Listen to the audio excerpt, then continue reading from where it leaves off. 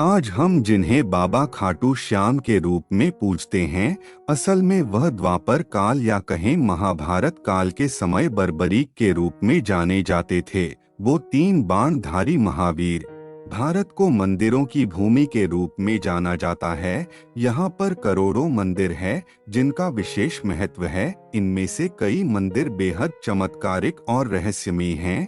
ऐसा ही एक मंदिर राजस्थान के सीकर जिले के खाटू गांव में स्थित है। हम जिस मंदिर की बात कर रहे हैं वह मंदिर कलयुग के भगवान हारे का सहारा बाबा खाटू श्याम का है। बाबा खाटू श्याम के मंदिर की कई रहस्यमयी बातें हैं जिन्हें शायद ही आप जानते हो। आइए बाबा खाटू श्याम के मंदिर से जुड़ी कुछ रहस्यमयी बातों के बारे में जानते हैं।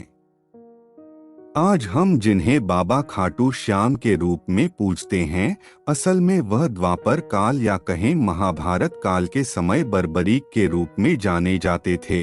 वो तीन बाणधारी महावीर महाशक्तिशाली योद्धा थे।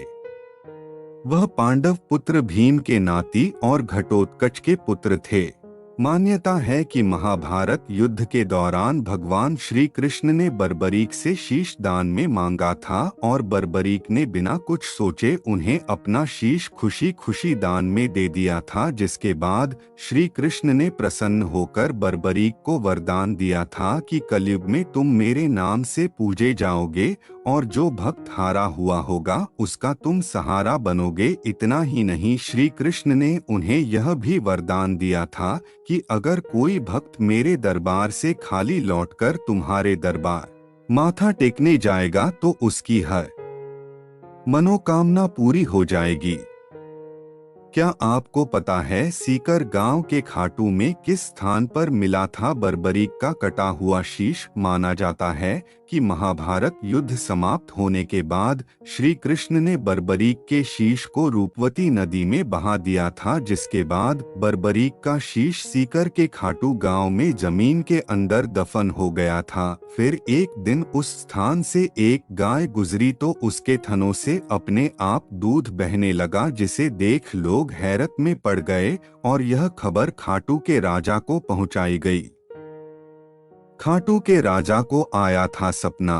खाटू के राजा जब उस स्थान पर पहुंचे तो उस नजारे को देख उन्हें याद आया कि कुछ दिन पहले रात को उन्हें सोते समय एक ऐसा ही स्वप्न आया था। स्वप्न में भगवान श्री कृष्ण ने उन्हें आदेश दिया था कि एक स्थान पर जमीन में शीश दफन है, उस स्थान से शीश को निकालकर खाटू गांव में ही शीश स्थापित कर मंदिर का निर्माण करवाइए। जिसके बाद खाटू के राजा ने उस स्थान की खुदाई करने का आदेश दिया और वहां जमीन से एक शीश निकला। शीश के निकलने के बाद राजा ने उस शीश को विधि विधान के साथ खाटू में ही एक स्थान पर स्थापित कर मंदिर का निर्माण कराया।